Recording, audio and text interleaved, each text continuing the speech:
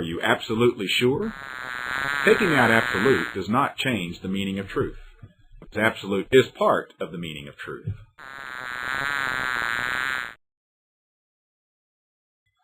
It is not an illusion that bees sting. A puffer fish does puff itself up when threatened. A chuckwalla has a lot of folds. When it is threatened, it can get into a tight spot and wedge itself in by blowing itself into a reptilian balloon.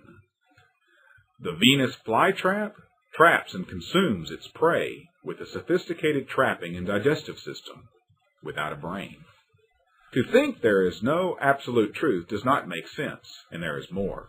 If I decide to breathe water, I will die. A wolf cannot write a song. An octopus cannot live out of water. Turtles do not lay bird eggs. Things fall down, not up. Okay, what about spiritual morals or absolutes? Think this through.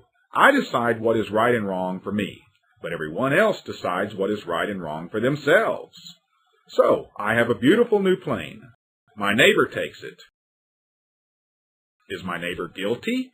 He has decided it is not wrong to take what I have, because it is not fair for me to have more than him.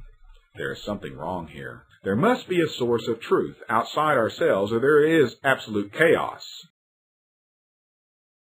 The most important absolute truth. Jesus is a man of history. Josephus, Jewish historian, 70 A.D.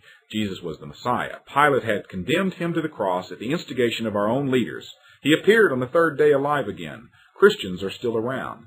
Tacitus, Roman historian, 54 to 68 A.D.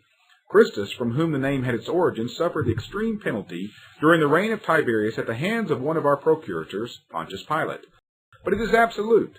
The only reliable history of the life and teachings of Jesus is in the Bible. Jesus lived, preached, died, and was raised from the dead. It is absolute. Jesus lived, preached, died, and was raised from the dead.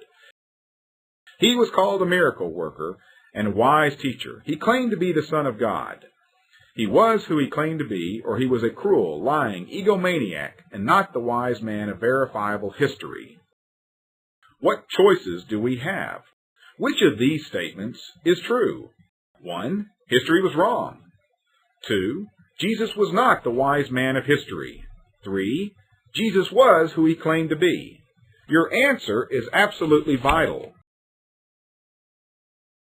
Absolute, perfect or pure, truth, verifiable fact.